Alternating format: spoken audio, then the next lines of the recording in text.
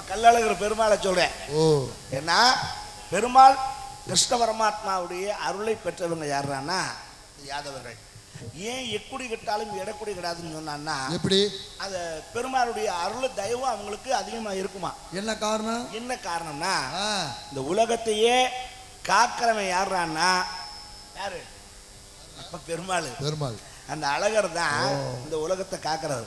படைக்கிறவங்க யாருன்னா பிரம்மா. பிரம்மா காக்கிறது அழகரு. அழகரு அழிக்கிறது சிவபெருமான். சிவன். சிவபெருமான் இல்லையா? இதுல ஒரு வேடிக்கை என்ன தெரியுமா? இந்த உலகத்துக்கே புத்தி சொல்றது யாருன்னா காக்கிறது பெருமாள். பெருமாள். அந்த பெருமாளுக்கே புத்தி சொன்னவன் யாருன்னா யாரு? நம்ம நாட்டுல இருக்க விவசாயி. நம்ம விவசாயி, சாதாரண விவசாயா. ஆமா, என்னங்க சொல்றீங்க? விவசாயி ஊருக்கு உலகத்துக்கு சோறு போறது இல்ல, அது மட்டும் இல்ல. அப்ப அது சாதாரணம் இல்ல, பெருமாளுக்கே புத்தி சொன்னவே விவசாயி. அப்பனா அது எப்படி? அப்பனா விவசாயி வந்து சாதாரண ஆள் இல்ல, அதான் நாட்டோடைய முதுகெலும்பு. முதுகெலும்பு. இப்ப இந்த ஊர் உலகத்துல நாட்டு மக்கள்கிட்ட பக்தி மார்க்கம் ரொம்ப குறைஞ்சு வச்சுன்னு இந்த தேவர்கள்லாம் என்ன பண்ணிருக்காங்க? என்ன நம்ம அழகர் பெருமாள்கிட்ட போய் முறையிட்டாங்க. என்னன்னு? ஏன் முறையிட்டாங்கன்னா பெருமாள் கையில 2 ஆயுதம் வச்சிருப்பாரு. என்னென்ன ஆயுதம்? ஒன்னு சங்கு, இன்னொன்னு சக்கரம். சக்கரம். இந்த சங்குக்கு பேர் என்னடான்னா பாஞ்சஜன்யம். பாஞ்சஜன்யம். இந்த சக்கரத்துக்கு பேரு சுதர்சன சக்கரம்னு பேரு. இது என்ன வேடிக்கைன்னா பெருமாள் கையில இருக்க இந்த சங்க வாயில வச்சு ஊதுனார்னா தான் மழை பெய்யும்னு ஒரு ஐதீகம். ஓஹோ, நம்பிக்கை. சரி. அப்ப இந்த மக்கள்லாம் ரொம்ப அக்கிரமம் பெருத்து போய் பக்தி குறைஞ்சு போய் அதர்ம தலை தூக்கி ஆடுது. சரி. அப்ப இந்த தேவர்கள்லாம் சேர்ந்து பெருமாள்கிட்ட போய் முறையிடுறாங்க. பெருமாள் ஐயா, நீங்க என்ன பண்றீங்கன்னா ஒரு 12 வருஷத்துக்கு இந்த சங்க ஊதாதீங்க. மழை தண்ணி இல்லாம இந்த மக்கள் எல்லாம் பஞ்சத்துல அடிபடணும். குண்டிகளவ தண்ணி இல்லாம இவங்க திரியணும். இவங்க ஆட்டம் ஓவரா இருக்கு, கோயில் பக்கம் கூட வரமாட்டேங்கிறாங்க. 10 ரூபா பையில இருந்தா அதுக்கு ஒரு பேச்சு பேசுறாங்க. அப்பதான் இவங்களுக்கு சாமியுடைய அருமை தெரியும். அது வரைக்கும் நீங்க சங்க ஊதாதீங்க அப்படின்னு தேவர்கள்லாம் சொல்லியிருக்காங்க. தேவர்கள் பேச்சை கேட்டு சரிப்பா மக்கள் திருந்தணும்னா நான் அதுக்காக அதை செய்யறேன் அப்படின்னு கையில இருக்க சங்க கீழே வச்சுட்டார். 1 வருஷம் ஆச்சு, 2 வருஷம் ஆச்சு, மழை இல்லை, தண்ணி இல்லை, பஞ்சம், பசி, பட்டினி, பூமியெல்லாம் புலந்து பால் பாலா கிடக்கு. தண்ணியே ஒரு சொட்டு இல்லை. மக்கள்லாம் ரொம்ப வெறுத்து போயிருக்காங்க. விவசாயமே இல்லை.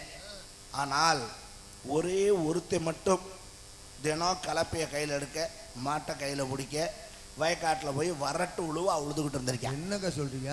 அப்போ பக்கத்து வீட்டுக்காரங்க பூரா கேட்டிருக்காங்க, இவன் பைத்தியமாடாவன். அதுதானே, எதுக்குடா மழையும் இல்லை தண்ணியும் இல்லை, பூமி பொழந்து கிடக்கு, இதில் போய் உழுதுகிட்டு இருக்கானே, அதுதானே லூசா அப்படின்னு கேட்கும்போது அந்த விவசாயி சொன்னான், என்னன்னு, இந்த 1 வருஷம் 2 வருஷமா தாடா மழை இல்லை, அட இன்னொரு 5 வருஷம் கழிச்சு மழை பெய்யலாம், அது ஒரு 6 மாசம் கழிச்சு கூட பெய்யலாம், இல்லை நாளைக்கு அப்படி மழை பெய்யாமையே இருக்குன்னு நான் உழுகாமையே இருந்தேன்னா இருந்தா உழுகிறது எப்படின்னு எனக்கு மறந்து போகும். எது? நடந்து போறது எப்படின்னு மாட்டுக்கு மறந்து போகும்.